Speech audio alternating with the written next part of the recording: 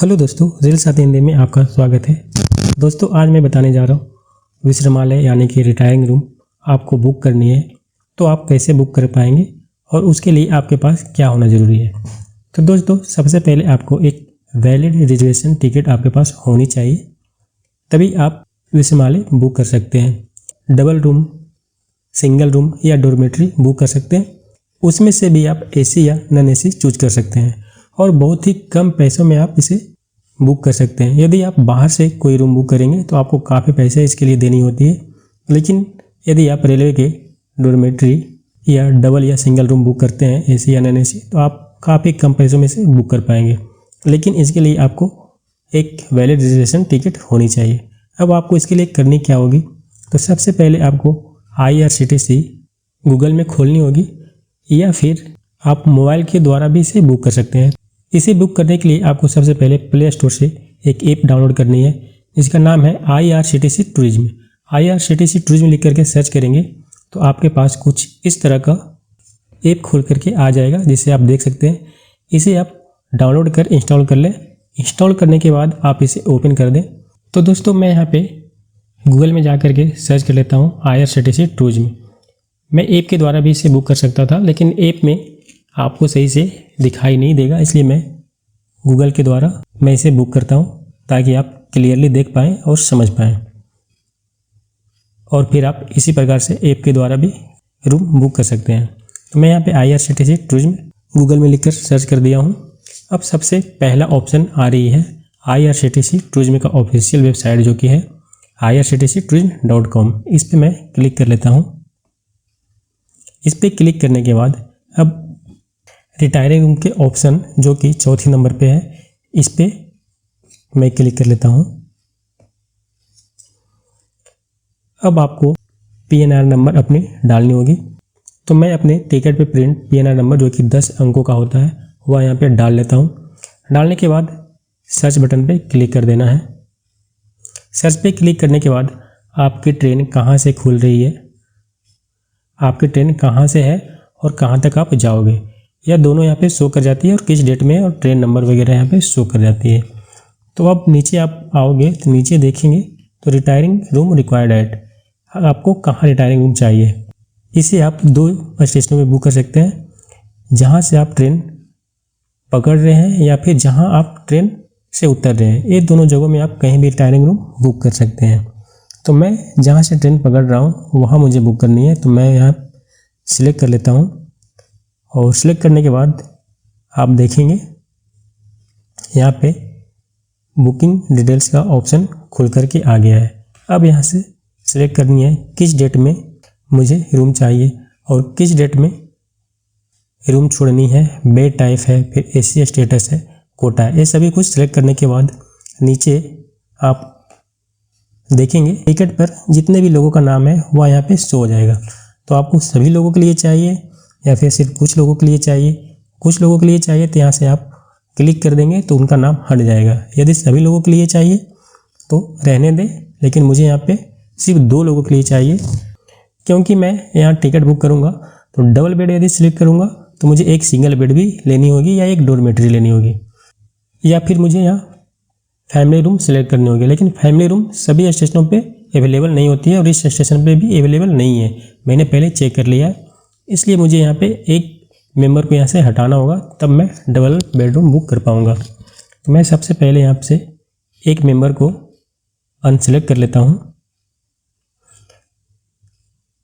तो मैंने यहाँ पे एक मेंबर को अनसेलेक्ट कर लिया। अब मैं डेट सेलेक्ट कर लेता हूँ कि किस डेट में मुझे रूम बुक करनी है। तो मैं यहाँ से डेट सेलेक्ट कर लिया और किस डेट में मुझे रूम छोड़नी है वह यहाँ चेकआउट डेट में सिलेक्ट कर लेता हूँ। बेड टाइप में डबल रूम बुक करनी है या डॉर्मेट्री बुक करनी है, तो मैं यहाँ डबल पे क्लिक कर लेता हूँ। AC स्टेटस में AC और नॉन AC का ऑप्शन दे रखा है, तो मैं यहाँ ऑल पे ही रहने देता हूँ, क्योंकि AC और नॉन AC दोनों यहाँ से शो हो जाएगी। और कोटा में जनरल सेलेक्ट कर लेता हूँ। अब सबसे नीचे में 2 ऑप्शन है, एक रिसेट का, एक चेक अवेलेबिलिटी का। तो मैं यहाँ पे चेक अवेलेबिलिटी पे क्लिक कर लेता हूँ। यहाँ क्लिक करने के बाद अब आपको यूज़र ID और पासवर्ड डालनी होगी। यूज़र ID यदि आपने कभी भी IRCTC से टिकट लिया होगा तो वही यूज़र ID और पासवर्ड आपको यहाँ भी डालनी होगी। यदि आपने कभी भी IRCTC में रजिस्टर नहीं किया है तो आपको सबसे पहले IRCTC में रजिस्टर करना होगा। वहाँ आपको यूज़र ID पासवर्ड बनानी होगी, तब आप यहाँ से रूम बुक कर पाएंगे। या टिकट बुक करने के लिए भी आपको IRCTC में रजिस्टर होना आवश्यक है।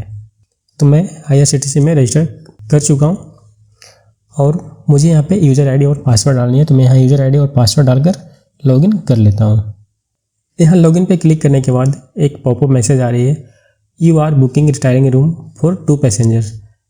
इस टिकट में 3 पैसेंजर है, लेकिन मैंने 2 पैसेंजर के लिए ही यहाँ पे सिलेक्ट किया है। तो यहाँ पे पॉपअप मैसेज हो रही है कि आप आगे बढ़ना चाहते हैं या नहीं। तो मैं यहाँ पे ओके पे क्लिक कर देता हूँ, क्योंकि मुझे 2 ही पैसेंजर के लिए टिकट लेनी है।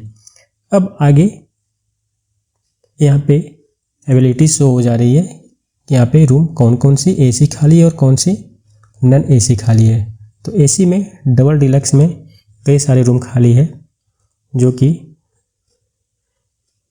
इसके लिए हमें 950 रुपये पे करनी होगी।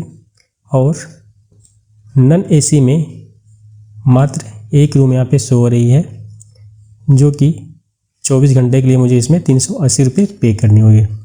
तो मैं यहाँ पे नॉन AC रूम लेना चाहता हूँ, तो नॉन AC पे सिलेक्ट कर लेता हूँ और स्लॉट ड्यूरेशन में 24 आवर्स पे क्लिक कर देता हूँ। क्लिक करने के बाद यहाँ दोनों पे टिक हो जाएगी।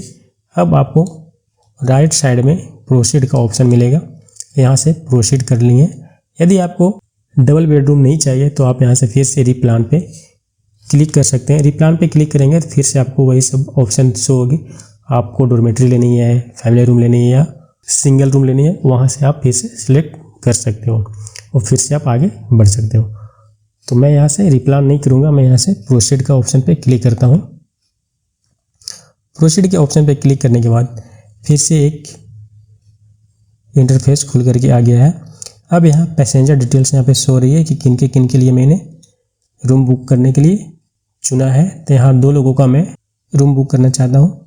जिनके नाम से IRCTC में रजिस्टर किए हो उनका नाम यहाँ पे पहले से ही शो हो जाएगा, तो उन्हीं का नाम यहाँ पे रहने दें।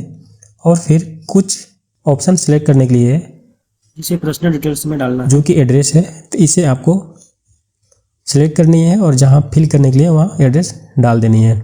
और सबसे नीचे में है ID card type, ID card भी यहाँ से सिलेक्ट करनी है और ID कार्ड का नंबर भी यहाँ डालनी है। तो आप यह सब फिल कर लें। फिल करने के बाद फिर से यहाँ प्रोसीड के बटन पे क्लिक करना होगा। तो मैं यहाँ से फटाफट फिल कर लेता हूँ। तो मैं यहाँ अपना एड्रेस डालकर ID कार्ड नंबर वगैरह सब कुछ डाल दिया हूँ। अब यहाँ से प्रोसीड के बटन पे क्लिक कर लेता हूँ।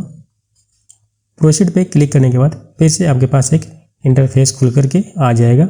अब यहाँ पे सारा डिटेल्स शो होगा, रूम नंबर यहाँ पे शो हो रही है, बेड टाइप क्या है और रूम टाइप क्या है, AC है या नॉन AC है, कितने घंटों के लिए रूम बुक किया है और किस डेट में रूम बुक किया है और किस डेट तक रूम बुक किया है, और फिर कितना इसमें मुझे पे करनी है, एक्स्ट्रा चार्ज GST वगैरह सब यहाँ पे शो होगा।